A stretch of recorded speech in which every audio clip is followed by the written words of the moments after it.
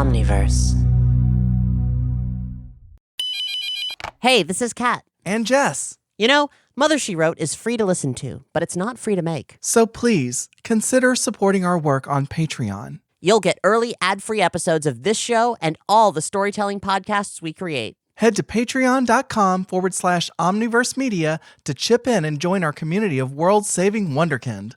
Oh, and heads up, this episode contains discussion of a pandemic and death during a pandemic. Please use your best judgment when listening and take care of yourself. Love you!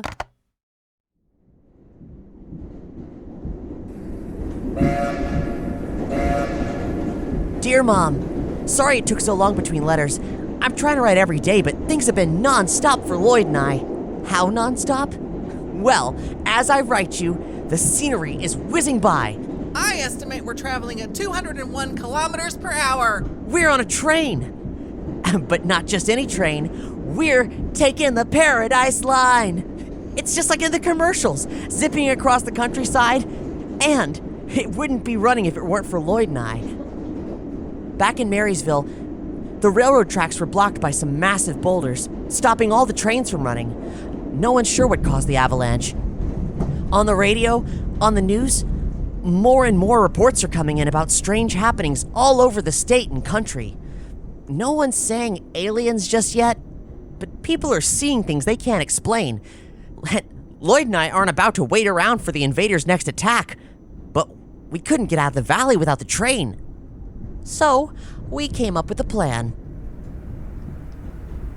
I don't know, Lloyd. I don't think we should sneak into Duncan's factory. That's illegal.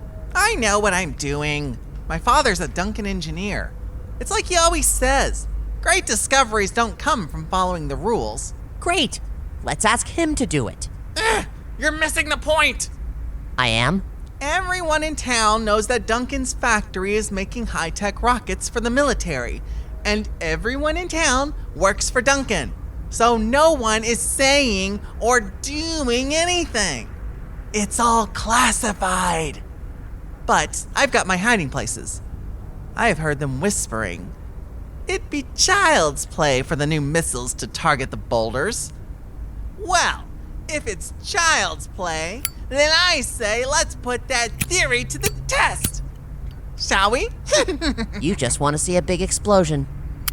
A delightful byproduct of our community service. There's an alien invasion happening and the populace is unaware. The adults in power aren't taking responsibility. We're Earth's Defense Force, Ninten. You and I can do what they can't and won't. Okay. That checks out. How do we get in? It was easier said than done, Mom. The aliens got into Duncan's factory. They scrambled some of the scientists' brains and they activated an army of robots. Ah! Eat back, butt. Ha! Ah! Hold it steady! What? Whoa! Woo! Nice shot, Lloyd. Fortunately, the robots Duncan made weren't as tough as the ones the aliens were sending out. These were old. Some of them were half-built. Absolutely preposterous! Duncan has had robots this whole time? So much innovation held back by the military-industrial complex! That laser's pretty cool. Yes. This will come in handy. The factory was a maze, but eventually we found the rocket controls on the top floor. Lloyd's hands shook as he started plugging in the coordinates for the boulder. Lloyd, you sure you know what you're doing? Of course, it's just interfacing this machinery. It's elaborate, it's glorious. Einstein, guide my calculations. Launch sequence engaged! 3, 2, 1! Please hit the rock, please hit the rock, please hit the rock, please hit the rock, please hit the rock, please hit the rock, please hit the rock, please hit the rock.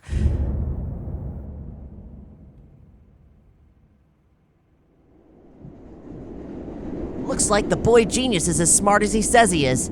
The rocks were blown apart, the tracks were clear, and the Paradise Express is running again. Hey, is that a ray gun? Hands off, kid. Can I see it? No, you can't see it. This is a sophisticated piece of robot smashing technology. I want to blast my home with this smithereens. Hey, don't touch that. Get away. Pew, pew, pew. Where's your mother?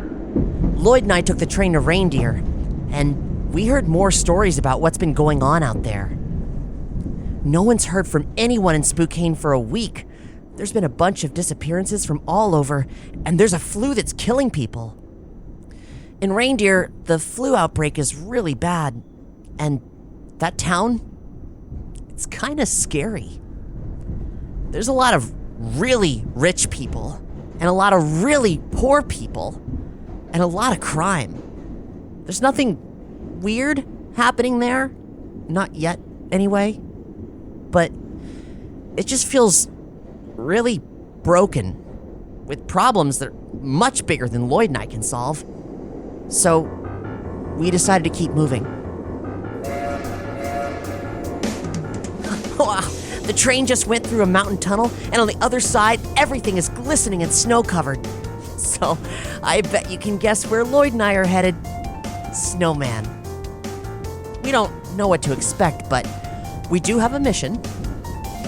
At the Reindeer train station, an old woman gave us a hat that was accidentally left behind by a girl our age from Snowman. The name Anna was stitched into the hat band. It's a long way to go to return a hat, but we're headed that way anyhow, and I just have one of those feelings, you know? I just know that something good is gonna happen. So, for now, Lloyd and I are gonna relax a while and watch the world go by.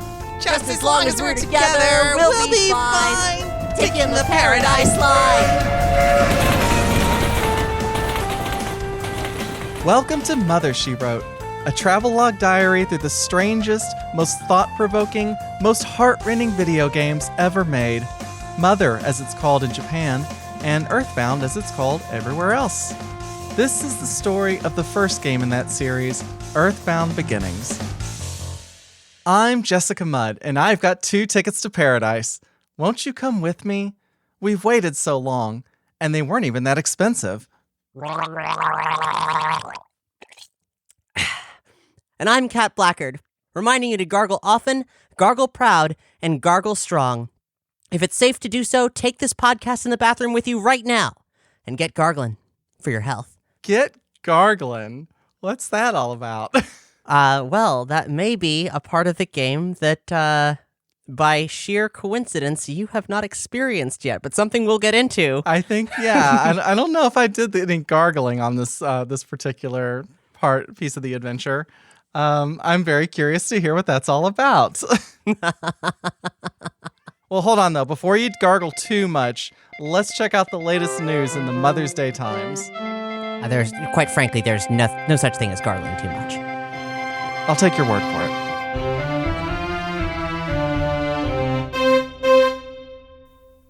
The big news from the world of EarthBound is that on July 27th, just several days from this episode's release, the annual Mother Direct is kicking off. Mother Direct is a YouTube presentation that highlights projects related to the Mother series, both fan creations like translations or documentaries, and work inspired by the series. For instance, there's a whole genre of game now called Mother-likes that build upon and expand the themes, gameplay, and general feeling of EarthBound.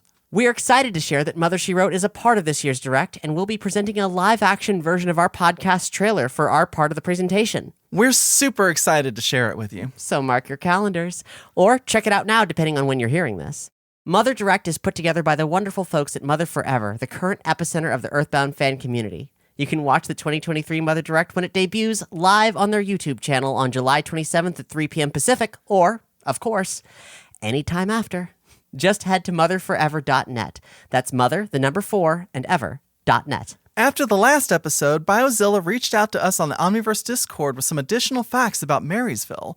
You'll remember we were really confused about the little kid at Twinkle Elementary who asks if you ever played Super Mario Bros. 7.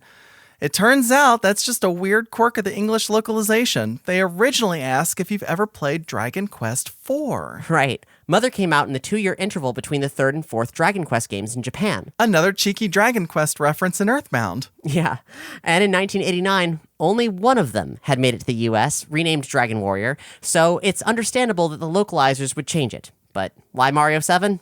Who knows? BioZilla also shared that the Psycho Car from Mother appears as an enemy in the Smash Run mode of Super Smash Bros. For 3DS, renamed Devil Car, matching its Japanese name. Yeah, it's a super weird inclusion in the game that I'd totally forgotten about. Thanks, BioZilla. Remember, if you have any fun facts you'd like to share, or experiences about how these games impacted your life, or other mother memories, you can write in at dearmothershewrote@gmail.com. You can also chat with us on the Omniverse Discord. You can find a link to it and to all the places you can reach out to us on our website, mothershewrote.earth. We've also got full transcripts of each episode there, made possible thanks to the backing of our patrons. This has been the Mother's Day Times. We'll see you next time. So when you're heading up towards Duncan's factory, you're following a little path outside of Marysville. At one point, you stumble across a discarded employee's badge. And when you get to the factory, there is a guard dog that's sitting out in front. And the guard dog talks to you. And he says, "Are you an employee of this factory? Let me see your ID." And you show him the badge, and he says, "Oh, this badge is expired. You must have stolen it." And he starts barking and running around and then eventually attacks you. The encyclopedia says that a certain terrorist organization is said to have been involved in forgery of Duncan passes in order to gain entry to the factory. Forged passes beyond their expiration date are known to be on the ground from time to time. What I think is interesting is that the dog is talking to you and has apparently been trained to sniff out these expired badges. But because you're able to hear what the animals are thinking, or what this animal is thinking, you understand, like, the dog recognizes that the badge is expired. Yeah, it's possible that in this case, when you fight this totally normal dog battle, it's the same as any stray dog that you've been fighting thus so far. Whereas the ones that you fight when you're wandering around town are dogs who have succumbed to the extraterrestrial influence. This is actually a dog that is just doing his job and hasn't succumbed to the alien influence. It's possible. Yeah, I felt bad fighting that dog. He was just doing his job, but, it's for the good of the planet. Yeah, I mean, what are you going to do, right? Yeah. Duncan's factory. That place is amazing. Would you call it amazing? I don't think anybody would call it amazing. No, it's not amazing. It's trying. It's like being inside an ant farm. There's weird levels, incongruently, dead ends. You never know what you're headed towards.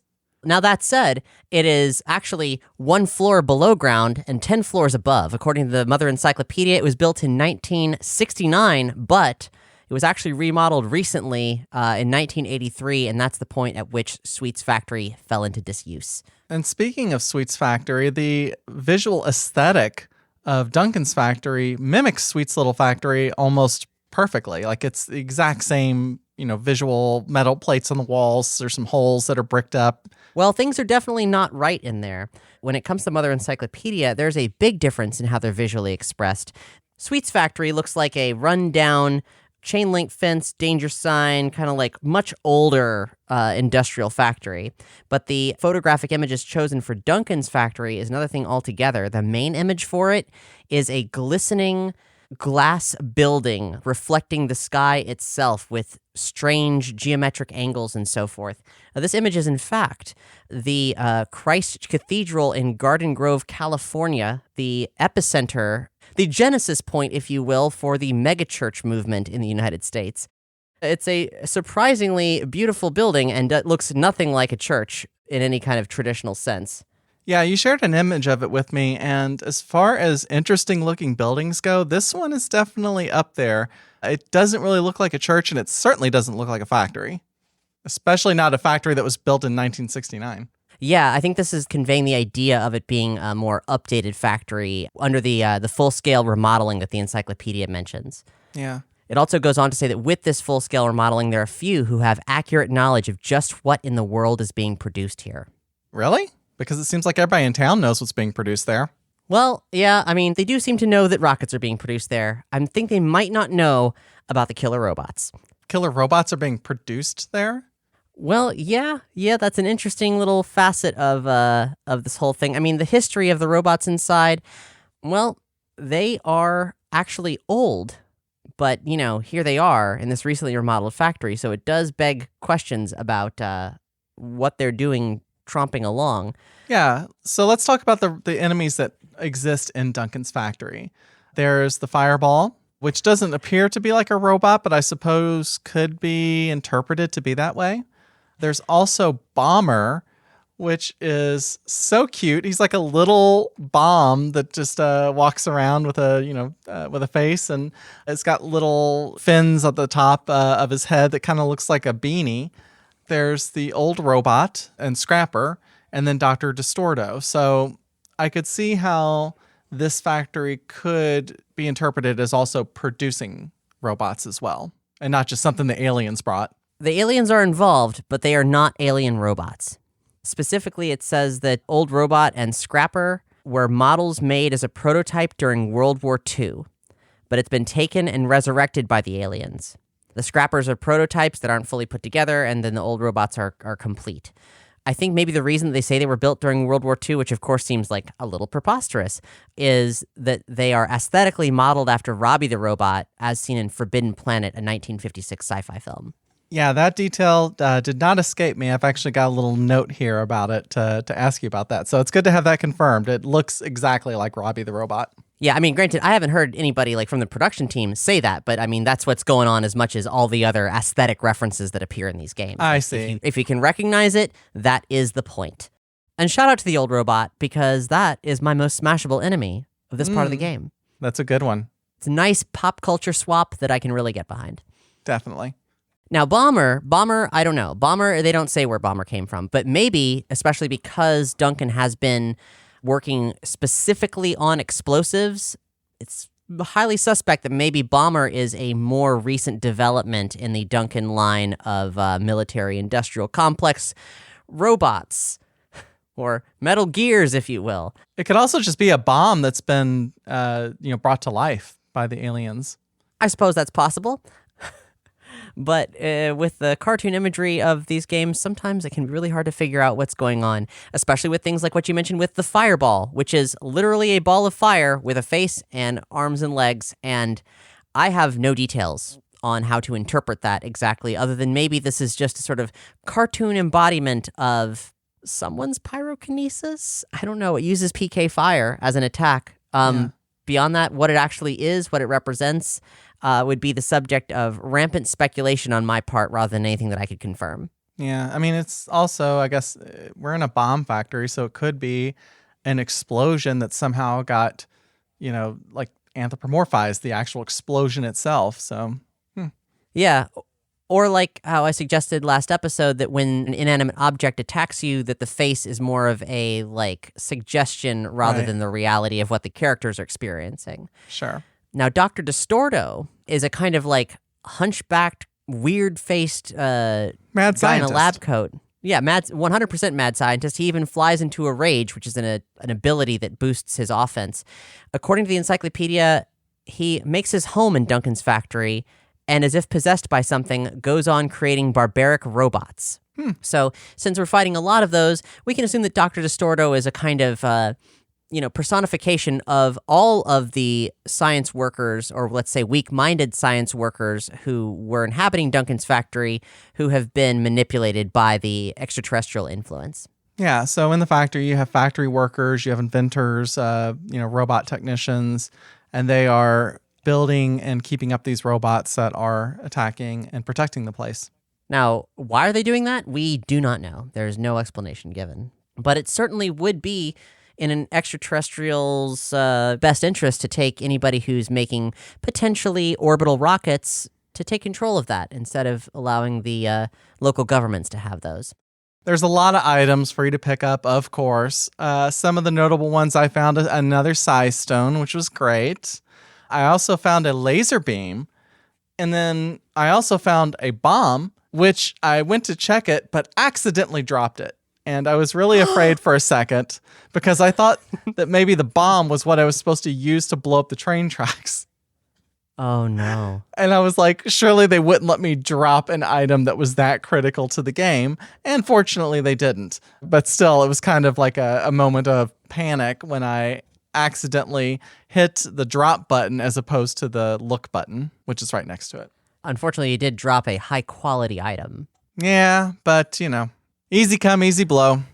That's how it goes. I suppose we should mention what some of these items do. I don't think we've mentioned the Psi Stone before.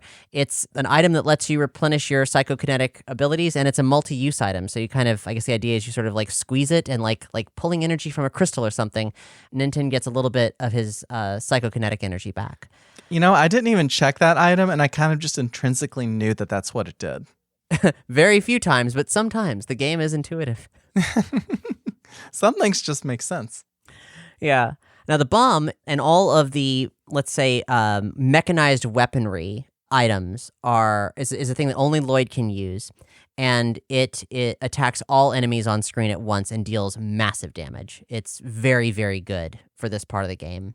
Yeah, I ended up finding another bomb and used it against some enemies later on. I kind of want to know what the super bomb does now. Oh, yes, that the mysterious teacher sells at the Twinkle Elementary School. Well, there's only one way to find out, but certainly everything there is a gamble. We keep teasing it, so we're going to have to do it eventually. At some point, you're going to have to pony up some money and buy his things. Yeah, and I'm going to go back and I'm going to find Wally, the neighbor Wally, and I'm going to be like, here, I got you a present. You're going to use a super bomb on the farmer. That's very sporting of you. Yes. I can't think of a better use for it than that. You also mentioned the laser beam. That is another weapon for Lloyd to use. It seems like you'd think at first that, that must be like equipable as a weapon that Lloyd can use conventionally. That's what I tried to do. Yeah, but no, it's a weapon that you have to use as though you're using an item from battle every time, and it is a multi-use item, but will break eventually. Yeah, I haven't tried the laser yet because I wasn't sure if that was a single use or not, but that's good to know that you can use it multiple times. Yeah, now it's just okay. In fact, if your Lloyd is leveled high enough, it'll actually be not great by comparison to what he is capable of. Fair enough. Everyone calls Lloyd a weakling, but if you've leveled him reasonably at this point in the game, he is not that bad, actually. Other than that, there was a whole lot of stat capsules that were around, so I collected as many of those as I could, including one room that had 3 gifts in it, and it had 3 different stat capsules in for 3 of the different stats. That was a nice find. Yeah. Did you give them all to Lloyd? Yes, except for one of them, which is it like Wisdom? Wisdom, yeah. Does wisdom? I'm assuming that has to do with your psionic powers, and since Lloyd doesn't have any, it seemed like it wasn't worth it to give it to him. That's what I did as well. Wisdom increases the chance of hitting with status ailments, both in the form of PSI abilities and also items like the Flash Dark. Oh, okay, cool. The whole factory thing is weird to begin with, because like Sweet's factory is kind of like this weird dry run for the more dangerous and much more complicated Duncans, and they're both very unconventional dungeons by video game comparison. I don't like them, actually. I think that they could have been more distinctly done and better done, and yeah, it's just a bit of a slog, really. Yeah. By the time I got out of there, gosh, these little boys were very strong. Ninten was at level 25 and Lloyd was at level 19. Amazing. And remember, Lloyd started at level 1 when we picked him up. Yep. He levels quickly when you're fighting those high-level enemies. Mm-hmm. At some point, Lloyd died in Duncan's factory, and, I'm using air quotes, dies, because they don't really die. They just kind of, like, become injured, go unconscious, and they get sent back to the hospital. They still appear to be walking behind you, but now they're a transparent angel with wings and a halo, which is kind of interesting. Well, their spirits are with you wherever you go, though they may be separate from their bodies. Because when you get to the hospital and talk to the nurse and they say, who are you here to see? And you select your party member, and they're like, oh, Lloyd was just brought in. Like, there's a weird out-of-body kind of ghost dad kind of energy there. Yes. There is something of extreme note in Duncan's factory. Okay, let's hear it. For the only time in the entire Mother series, there is a second Franklin badge. What? Yeah. Oh, you have my attention. Go on. Well, it's just like everything else in Duncan's factory, buried in the farthest reaches, the deepest depths. Good luck finding it without a map from the internet. But it's in there. And, I suppose the best guess is that maybe, just maybe, because they're working on a lot of things involving electricity, someone has reverse engineered the Franklin badge or perhaps even accidentally created a facsimile of what Benjamin Franklin invented as the Franklin badge. Well, apparently lightning does strike twice. Yeah, and just the once, because this never happens again. It strikes twice, just the once.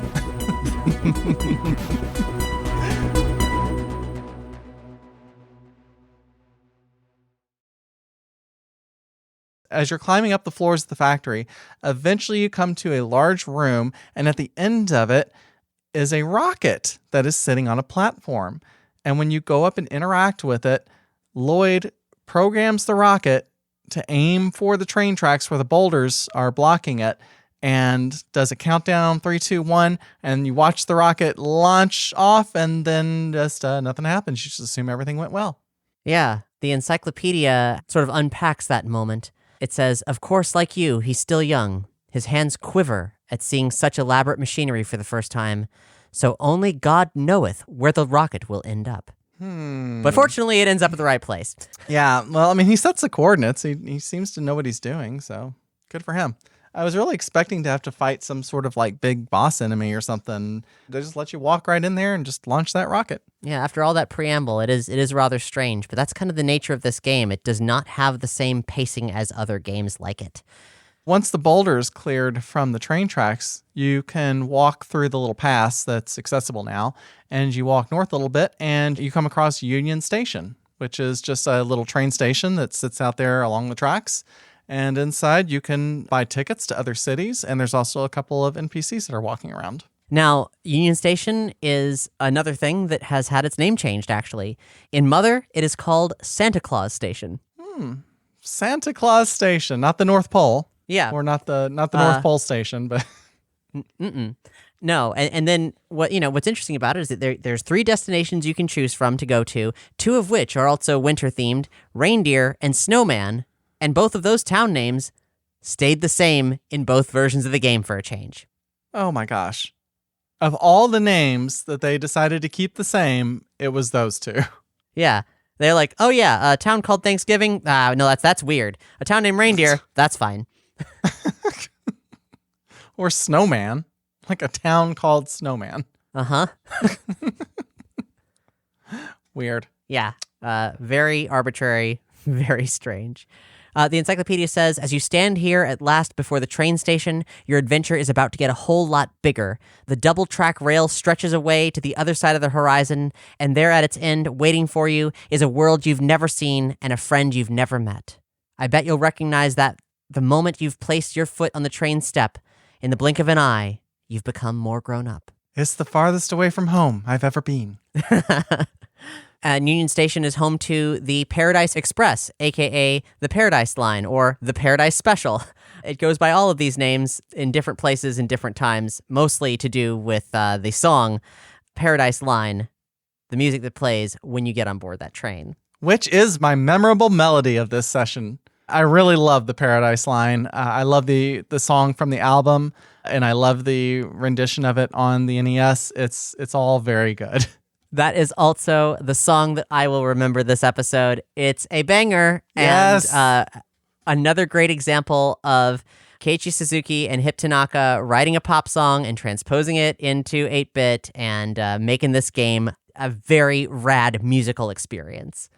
Before we get to another city, I actually want to back up for a second because one of the NPCs that's in Union Station there has some dialogue and says, I heard on the radio that it's a mess everywhere.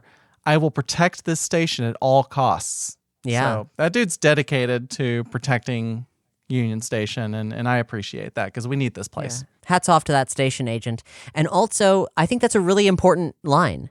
That's a moment in the game where you've crossed another threshold, and it implies, as best as the game can, that this problem is getting really, really big. And whereas you've seen varying scales of how out of hand things can get in a town, you're maybe going to see some things that are more, and who knows what else is happening everywhere else. Yeah, even beyond that. You mentioned that the train can take you to 3 different locations, and the tickets for Reindeer, Spokane, and Snowman are $16, $25, and $36 respectively. Now, what I'm curious about is that survey that you take in Marysville, where the person asks you if you think that the train tickets are expensive. If you answer that and say that you do think the train tickets are too expensive, do they lower the price of the tickets? If that happens, I have never heard of it. I don't think so. But that's a very, I mean, I love this game. This game has you thinking in really unusual ways because it can never tell what's going to happen. For sure. Well, it made me think. It's like, okay, so this person's conducting a survey and they ask you, do you think that the train tickets are too expensive? And then have you ever used the bullhorn? So it's like, are they asking you, are you a protester, somebody who's going to pitch a fit if the train tickets are too expensive? And if you're not the kind of person that's used a bullhorn and you don't think that the train tickets are too expensive, then we can jack the price up. And given everything that they've done, all the commentary about capitalism and exploitation of the environment and corrupt politicians and everything, it would not surprise me if this game raised the prices on you for answering that survey the wrong way. Yeah, I don't know. I've never heard that, but that would be right on point. Yeah. So before I bought one of those not too expensive tickets, I went out of the train station because I wanted to explore a little bit. I noticed on the world map that there's a little bit of space north of Union Station that looked like it was explorable. So I headed out. I went to the northeast just a little bit. And lo and behold, I came across a desert. Did you go to the desert, Kat? I did the same thing. I was like, oh, where's this go? Huh. Like, I mean, and, you know, I've played this game before, but it's been a while. And then, yeah, found myself in the desert and then found myself in some terrifying battles that I almost didn't survive. Yeah, there's a lot of enemies there that will give you poison or like venom of some kind. Does recurring damage. There's a tarantula and also a scorpion. Yeah, was it a scorpion or did you fight a Titanese? I did not fight a Titanese. There's some conventional creatures out there, and there's some other creatures out there, like Ultra Barbots, for example. Yeah, there's Ultra Barbots. There is the Omega Saucer. And there's also my smashable enemy of this session, Nancy. Did you fight Nancy? No, I did not fight Nancy, but I know Nancy. I know her well. Nancy is a very intimidating looking purple robot with big shoulders that kind of slightly reminded me of Samus Aran. That similarity to Samus may be something a bit more universal because the design of Nancy and other, let's say, femme-shaped robots in this game, because there are others, are all derivative of the gynoid design from Fritz Lang's 1928 film Metropolis. Oh. Also kind of looks like Bride of Pinbot. That is of course, a pinball mascot, I guess, character on a pinball table. That is another of the many storied pieces of science fiction iconography that is derivative of Metropolis. This extends all the way to C-3PO. The aesthetics all over this film are massively, massively influential to the entirety of sci-fi, but none more so than the quote-unquote gynoid, the female robot. If you want to check out other pieces of media that are adjacent to EarthBound, I would highly, highly, highly suggest Metropolis. If you want the easy version, check out the Giorgio Moroder edition from the 1980s, which has a pop soundtrack to this silent film. Once you're super duper into that, go all in on the over 3-hour version. You won't be disappointed if you love the Moroder version. I didn't explore the desert too much. It did have some interesting music in it, which I thought was pretty cool. Very sort of like Western-inspired, jaunty tune type thing. Yeah. But I didn't spend a lot of time there because the enemies were scary. So what's happened here is the game has really opened up here. If you're leveled high enough, yeah, you can go out there. You can do whatever you want. You can go to all 3 of those towns. You can go anywhere. It is now an especially non-linear game. One might even call, if they wanted to use a game design buzzword, they might even call it an open world game. Just be careful where you go. Exactly. And gosh, if I had encountered Nancy because of my status as a Metropolis fangirl, she definitely would have been my most smashable enemy. But alas, I'm glad to have made it out of the desert alive, and kind of glad that I didn't see Nancy for that specific reason. Yeah. Well, Lloyd didn't make it out alive, but that's neither here Oh, nor no. there. Ghost Lloyd rode the train, and we got to the next town. So the train's really cool. It kind of looks like a cat wearing sunglasses. The sprite of the train, Yes. kind of cat bus kind of energy. Okay. Yeah, Never thought of that. I was getting cat bus energy from the train. Nice. It was very cool. So when you arrive at Reindeer Station, you get off the train, you're immediately approached by a woman who asks you if you're going to Snowman. And if you say yes, then she says, I found this hat. I believe it's the property of a girl who lives there. Please take it to her. And then she walks away. Did you check the hat by any chance? No, I did not, actually. I guess I probably should have. What does it say when you check it? There's a name embroidered on the lining inside. It's Anna. Oh, really? Okay. Well, that makes sense. Guess we just got to take Anna her hat back to her. And she's like, okay, you're finally here. Let's go. That could happen. Yeah, could Maybe. be. Could be, yeah. Reindeer is an interesting place because it is very large, and also in the scope of the game is kind of optional. It's just a whole town that has a lot of stuff going on. There's plenty of reasons to be there, but there's not a plot reason. It's very just like physically large. There's a lot of farms that are outside sort of the main city area. And there's a few NPCs that are talking about an old man on the mountain. One of them says the old man on the mountain is so generous, he'll give you as much as you could possibly carry. Somebody else says, high in the mountains lives an old man. Legends say he hasn't had a cold in 300 years. And my response to that was, I think you buried the lead there a little bit. There's an old man who's 300 years old. Right. Well, it is just legends say. I mean, who knows? Who Yeah. could say? I take it you haven't tracked down this old man. I guess not. I kind of went looking for him and found some other stuff, but I guess I haven't found the old man yet. I thought maybe he was on Mount Atoy and we wouldn't find him until later or something like that. This is a part of the game that is a full-blown side quest. It's not a big one, but it really does make you go out of your way to do something, and who knows why. We will explore that momentarily as we work our way through the highs and lows of the very troubled town of Reindeer. There's a flu that's going around, apparently. And so I imagine that someone who hasn't had a cold in 300 years, maybe just because he lives by himself, but maybe there's something else going on there. Regardless, it seems like a lot of people are suffering from this flu. You mentioned the farms. Like, this is a very interesting piece of the game aesthetically because you walk from the train station through a rural region, through a bunch of cornfields and so forth.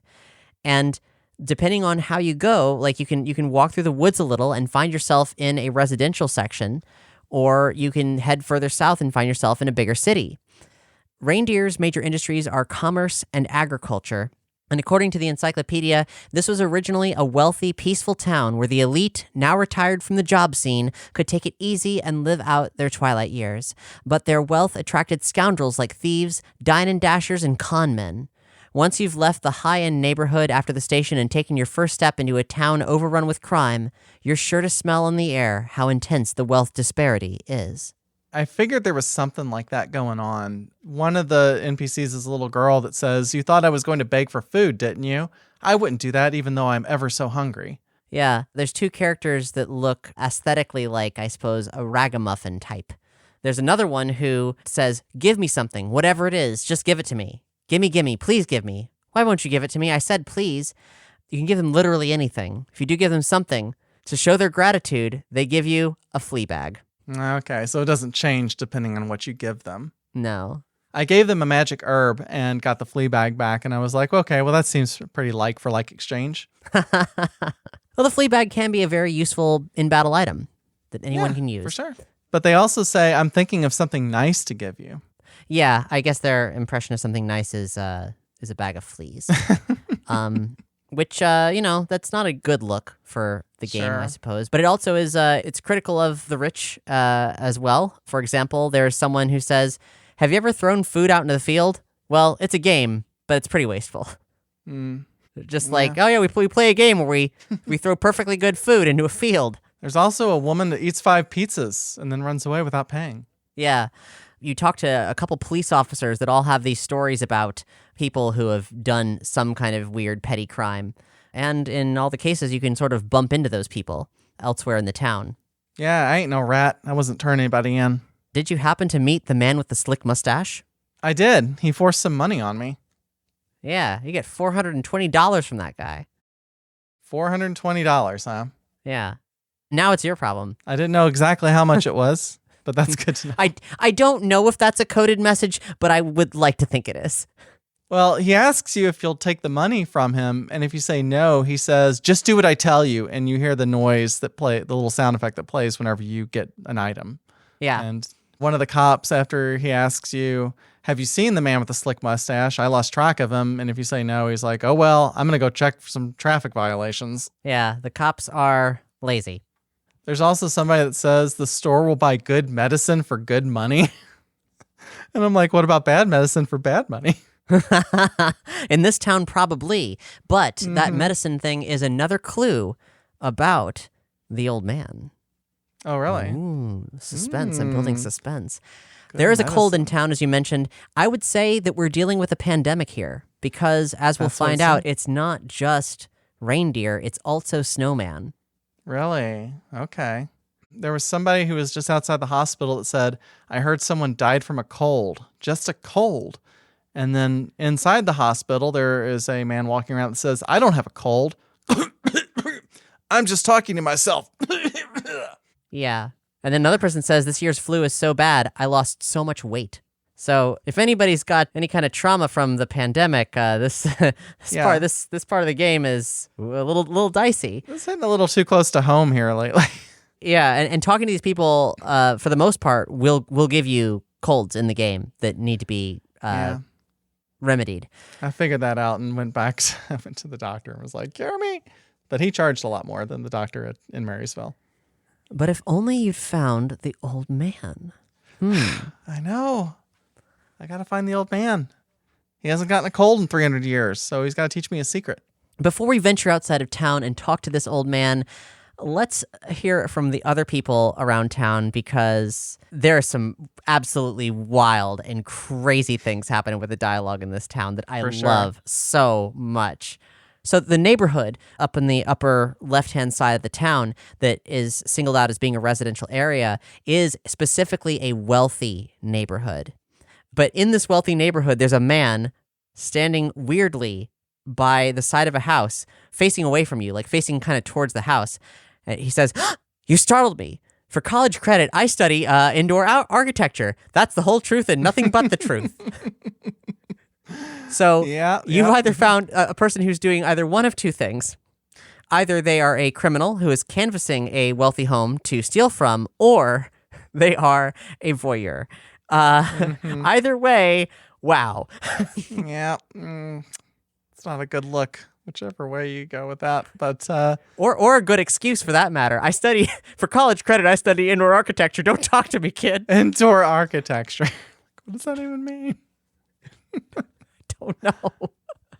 One of my favorite things that somebody said in this town was, I love this town. I wouldn't be caught dead in Spokane. And then somebody else says, this place has become dangerous, but it's still a much better place than L.A., which is spelled E-L-L-A-Y. But I have to assume that that is meant to sound like you're saying L.A., the abbreviation for Los Angeles. Yes, except that that is just in the English version because LA is another one of the name changes to the towns. But the intention is for it to be a parallel to Los Angeles per the see. translation. It's just, it's making fun of Los Angeles, but in a really weird, passive-aggressive way. Yeah. And what you've stumbled onto here is a really cool component of this part of the game, which is it is a bigger world. You're hearing people talk about places that you haven't gone yet but are going to go to. Now your entire dynamic of how you're playing the game has changed. You need to take trains to get from one place to another, or you'll be subject to, you could walk, but you might end up fighting dangerous enemies or just walking for a really, really long time, which could be just very annoying. So with all this traveling, like you're going to be staying at hotels a lot, which brings us to a piece of music that I think is quite important. There's a little few note long jingle, let's say, that plays when you have slept in a hotel. It sounds like da da da da da da da da da. And that is consistent between this game and EarthBound, and there's a lot of conjecture that that is meant to be a musical reference to Good Morning by the Beatles, where the chorus is them saying good morning a bunch, but is good morning, good morning, good morning, And sonically, it's even more convincing when you hear it with more tones in EarthBound. Okay. We'll have to revisit that when we get to EarthBound. And speaking of being on the road, I finally used all of my magic herbs in my big bag. Did you find it useful? Well, I did find it useful. I mean, it's a bunch of free health items that take up only one inventory space. I'd say it's very useful. Mm-hmm. When the big bag was emptied, it disappeared into thin air. Okay. Mysterious. Yeah. As you're walking around, there is a good-looking boy who says, "Oh yeah, are you ready? All right." And if you say yes, he says, "Hey, want to hear my song?" And if you say yes to that, the good-looking boy sang a quite unique song. Tom did not want to remember this strange melody. And it plays music for you. Yeah, it does. It's just a little ditty. Yeah, it's like the rock music that you've heard in the game so far, but it's a little slower. It's a little stranger. It's not bad. It doesn't sound discordant, but apparently it does not suit the musical tastes of Ninten one bit. No, I just love how self-reflective that was. It was kind of poking fun at itself, about how Ninten remembered that melody. But now this time it's like, no, he doesn't want to remember this strange melody. It was just really good. Hey, gamer, are you wandering around this entire world trying to find the melodies that you missed? Well, this isn't one of them. Try again later. I'm sorry, Ninten, but your melody's in another castle. Speaking of melodies, there's a woman in this town who says nothing. But if you use telepathy next to her, it says, "Did you hear the dragon's lullaby?" Oh, that's curious. That's very curious. I don't think I ran into that NPC, but that's very, very interesting. And there's another weird little magic ant reference nearby. There's a man who's kind of like wandering around a little copse of trees. Yeah, this guy. Yeah. He says, "I am a man whose existence does not matter. My importance is so small that I may not be missed should I disappear." Yeah, that definitely caught my attention. And of course, that seems to be referencing the Forgotten Man at the end of the magic camp just before you exit and get back to the real world. It begs a lot of questions about the nature of magic camp and how people tap into it. At first, I was kind of thinking that it was like your great grandmother Maria's sort of like dream fantasy world, but now I'm wondering if it's not much more of a collective experience for everybody in the world. Yeah, it's certainly possible. Or if it is part of Maria's dream specifically, maybe it takes up so much space in the collective unconscious that people's own minds butt up against it. Yeah. A final piece of dialogue that I want to address that I teased actually in last episode is a reference to Stand By Me that was changed. In the English version, there's a character that says, "I remember walking through the tunnel when I was young. I went to see what was on the other side." But it has been changed, perhaps because of a very specific reference, maybe not because it was a pop culture reference. In Japanese, the person says, "One time when I was little, I walked through the tunnel. I went to see a dead body." Yep, that's pretty much the plot of Stand By Me. Or the Stephen King short story that it's based on, The Body. Yeah. Stand By Me casts a massive shadow in Japan. In fact, it was even mentioned by the director of the beautiful live-action commercial for Mother on Japanese television. There was a tagline for the game, which was "Guaranteed Masterpiece." And in the Mother Encyclopedia, the director said, "Guaranteed Masterpiece was to include the meaning, we don't mind one bit asking you to compare this game to masterpieces from other genres, like Dandelion Wine, or The Neverending Story, or Stand By Me." And I believe that that's just about how far it's already come.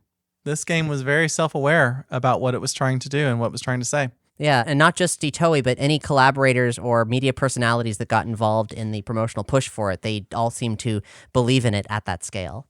There's also somebody who is standing inside of the hotel that says, "Hi, Ninten, I'm a little busy. I'll catch you later." Yeah, I don't know. I don't know what that guy's deal is. Nothing to expand on with that? Not that I remember. Why does Ninten know this guy? Why does this guy know Ninten? I have no clue. It's a little ominous, and I'm hoping that maybe I've just forgotten something cool that happens later, but I don't know. Yeah. The department store in Reindeer has an interesting feature. At the top, there's an unmarked store that sells bombs, laser beams, and most importantly, plasma beams. Yeah, I saw that. It was an unnamed store, and I was like, ooh, what's this place got? And it's like, okay, lots of weapons. Yep. Perfect for weak of body but strong of mind little boys to blast things to pieces. Yeah, but it's like, do they need a license for that? I mean, why is this unmarked store up there? It just kind of quirky, Yeah, and if you haven't picked up a plasma beam, gosh, you should really pick up a plasma beam. It's going to make a big difference. I'll do that next time. Before I went to Snowman to return the hat, I ventured out a little bit from Reindeer and I headed west. I saw there was a sign that said that there was a healer if you went further west. I found the healer and the healer's house, and it really wasn't that big of a deal. Just a old man that was inside who will heal some particular status ailments if you ask him to. But then I kept on going northward and I found another house. And inside this house, there was two individuals. There was what looked like a younger man and an older man. And the younger man's like, I can't understand anything that this guy's saying. And if you go talk to the older man, it's just a lot of like mumbling, like like that. But then if you use telepathy on him, he says, I can't speak very well without my dentures. And so I started looking around for this dude's dentures, and I couldn't find them anywhere. But so I left them for later. But I thought that was just like, who's this person? Well, my stars and garters, Jess, you found the reclusive old sage. Okay, the old sage. All right. Yeah, that's the 300-year-old guy you just talked to the brain. It is? Yep. He wasn't on a mountain. Well, his house is on a hill. A hill is not a mountain. The game is still impressionistic, and his weird little chateau is, I guess, or maybe the tails are just too tall, but I guess that's a mountain. I don't know. Okay. Well, then I guess I did find the old man at the top of the mountain. Yeah, they did say high in the mountains is specifically the piece of text, and that is not what's happening there, but that is the old man. If you walk outside the house where he lives, you'll see to the left there is a signpost at the bottom of the elevated piece of ground that the house is on. And if you figure out how to walk your way around that little area and get to that signpost, the sign reads, now entering the mislay triangle. Watch out. And then this note, someone lost his dentures right under the sign. Okay. So I guess you don't want to go into, what was it, the mislay triangle? Yeah, the mislay triangle, as in like it's a place where you mislay things. Okay. Like the Bermuda Triangle, but smaller and on the ground. Bermuda Triangle for items. Okay, so that's where you find the dentures then, I guess. Yep. Once you get those dentures back, well, he reveals himself to be the old sage and shares with you his secret recipe of the mouthwash that he has been developing all this time that is the secret to his longevity. And this is where my mother, she quote, comes in. He says, gargle often, gargle proud, gargle strong. And if you catch a cold, gargling will help. Oh, that's so good. That's so good. I love that. Oh, gargle away. Everybody gargle. Gargle for your health. So now he can talk again. His grandson can talk to him again. And something very interesting happens. There was that one person that said that weird thing about he'll give you as much as you can possibly carry. But the question is, of what? Mm-hmm. Well, he fills every spare item slot for every character in your party with mouthwash. Which would be extraordinarily annoying were it not for the fact that mouthwash retails for $175 and it resells for $87. So you can fill up your whole inventory with hundreds and hundreds and hundreds of dollars. He and his grandson are so grateful to you, his grandson will continue to sell you mouthwash, the special recipe of this old man, for $10 a pop instead of $175. So you can just make money. If you want to go to the money factory, that's where you go to get money money factory in this for the game. mouthwash. Okay.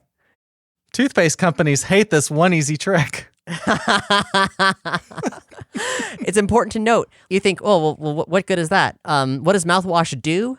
Mouthwash in this game, for reasons that I cannot tell you, I do not know, mouthwash cures the cold. I figured as soon as the old man who has never caught a cold in 300 years is giving you mouthwash, I figured that must be what it does. Yep, and considering how many people are suffering from a flu right now, you need it. Yeah, you should start handing that out to everybody. Well, maybe they should have found that old man's dentures, huh? All right, yeah, that's true. You got to put in the work. So Jess, when I asked you to play this section of the game, because it's wide open, I was trying to be as cryptic as possible. Next episode, we are going to go to Snowman, but you and I have both already been there. We won't talk about that part of the game yet. We'll do that next episode, but we will talk about one thing. There's only one phone to save from in Snowman, and should you happen to pick up the phone there, which is something that you don't have to do at all, a very strange thing happens. So dad starts talking to you. He says, "This is your dad. Excuse me. I need to see the person playing this game." And you can say yes or no. And if you say yes, he says, "Hello there. I appreciate your kindness to Ninten. I am the boy's dad. Could you please let me know your name? Thank you for your cooperation." And at that point, you have another text entry window that pops up and you can put in your name. And once you do that, he says, "Thank you for spending your time with me. I too have urgent things to do, so I better go now. Slam." Yeah. Wow. How wild was that moment when suddenly the game is addressing you directly? Are you one of Ninten's friends that's along for the ride? This is so much like Neverending Story, where it's like the audience, we were there the whole time. We were with him when he helped the canaries. You were with him when he went to the magical dreamlands. You were with him when he tried to wake the dragon. It's incredible. I'm exploding. I'm spontaneously combusting from this one little moment of the game. This was incredible. I cannot believe that they did this. Having this type of fourth wall breaking direct interaction with you as the player being addressed in this game. Yeah. Isn't it just? It won't be the last time that something like this happens in the series, but doing it here in 1989 is unprecedented. And the way that it's done, it's not just asking you for your name, having this dad character that you've been sort of passively interacting with the whole time, talking to you and thanking you for taking care of his kid is very interesting, as is his tone. Thank you for your cooperation. Begs more questions as to who the hell is this guy and what the hell does he do? Dad is the console. I'm telling you, he was the Famicom. He was the Nintendo. That's why the kid's called Ninten. Your dad What does that mean? character is the console. He's the one who's like directing everything. Ninten is his child. You're interacting with him. He's saving the game for you. Yeah. But why? But because Tron's the thing. That's why. The grid, okay? Oh, okay. Yeah. Okay, so your dad got hit by a Shiva laser and was Yes. put inside the grid, and that's why he's never been able to like know how to explain it to his wife, but he can only communicate through the phone line because they have a modem. Yeah, something like that. No, I think literally the character of Dad is supposed to be representative of the console that you were playing the game on. I've heard a lot of theories about Ness and Ninten's dad, but never once have I heard the theory of he got troned. I don't mean he literally got troned. I literally think that in this weird impressionistic way, the character of Dad is you interfacing directly with the console that you're playing the game on. And that is deeply fascinating. And very likely, it's one of the best theories I've heard.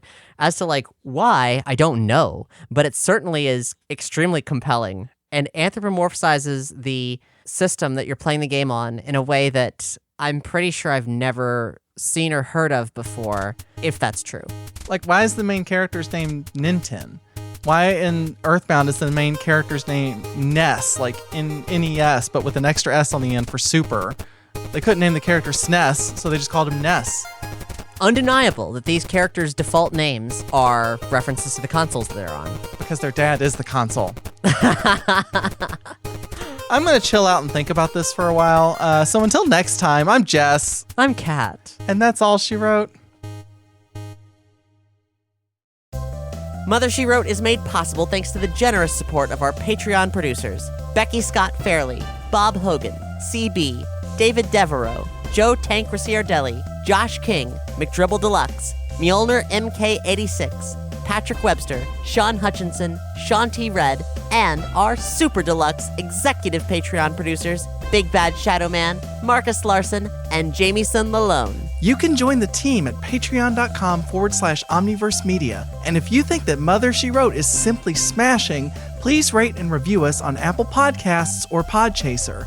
And be sure to subscribe via your favorite podcast player. This series is recorded and produced in Orlando, Florida, and Louisville, Kentucky, on lands stolen from their indigenous people, the Timucua and Seminole, and Shawnee, Cherokee, Osage, Seneca Iroquois, Miami, Hopewell, and Adena. Acknowledgement of the first peoples of these lands and the lasting repercussions of colonization is just the beginning of the restorative work that is necessary. Through awareness, we can prompt allyship, action, and ultimately decolonization. For links to aid indigenous efforts and to learn more about the First Nations of the land where you live, visit omniverse.media/landback. Mother, She Wrote is written, produced, and performed by me, Jessica Mudd. And me, Kat Blackard. Our original score is composed and performed by Jess, and this episode features additional voices by Danny. Special thanks to Kanisu for his invaluable work translating the Mother Encyclopedia. Find a link to his translation, other media we referenced, and full episode transcripts at mothershewrote.earth. Mother, She Wrote is not affiliated with Nintendo, Shigesato Itoi, or any rights holders of the Mother and EarthBound intellectual properties. Please play the game's official Nintendo releases.